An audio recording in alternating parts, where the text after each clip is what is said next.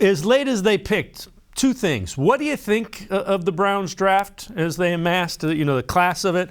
And what message do you take away from that?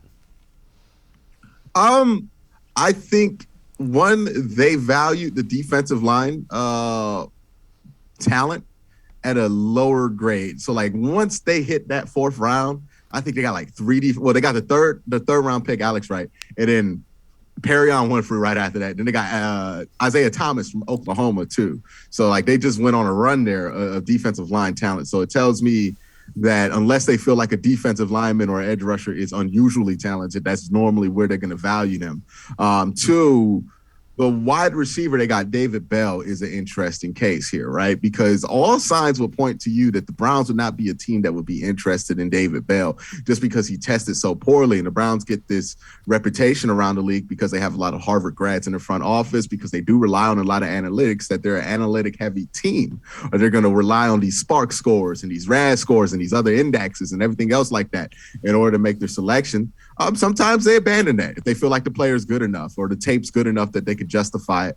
David Bell is a great example on that, where they felt like, hey, the tape's good enough to take a chance on him.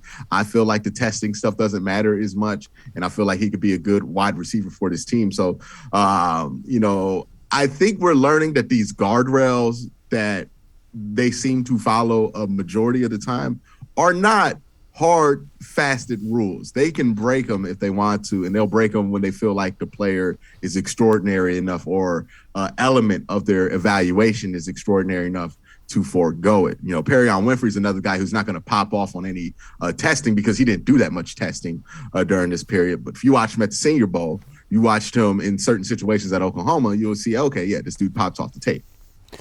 Does it tell you, when I look at that, the message I kind of got was, they're drafting like they think they're a contender. It's not like they thought, we gotta address this area. I mean, heck, they took a cornerback in the third round, and their cornerback room is as deep probably as there is. To me, that says we think we're a contender. We're kind of drafting to make sure we fill in when guys are going to be moving on in a year or two.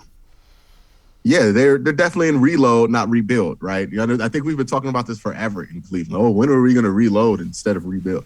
Well, this is what reloading looks like, right? Not reaching for players because of need, not feeling like you got to draft a guy because of need, but just getting the best player that you feel like you could get at the spot that you're at. And that's what the Browns did all draft. They felt like they could get good players here. They felt like they could get good players there. They felt like they could get more picks for good players. And I think that's indicative of where they think they could be. And let's be honest here. Once they traded for Deshaun Watson and Amari Cooper this offseason, we knew that they felt like they better be able to win now. You don't make those moves unless you feel like you can win now or you have enough to win now. And that was clearly their pitch to Deshaun Watson. Hey, you can win a Super Bowl with this team if everything goes right, the way it's built already before we even got into the draft and free agency. So, yeah, that's definitely a factor there. They're definitely ready to win now. And this is a team with Andrew Berry again. You look at stuff like the Nick Harris stuff, the James Hudson thing that's going to probably transpire next year when it comes to whatever they're going to do with Jack Conklin. And you're seeing a front office that, look, they inherited a pretty fortunate situation here with the roster. Not like the roster was a decimated, terrible roster when they got it. They inherited a good situation, but now they're taking that situation and being able to reload it, right? We thought this window was done last year when this roster got set up by John Dorsey in 2019.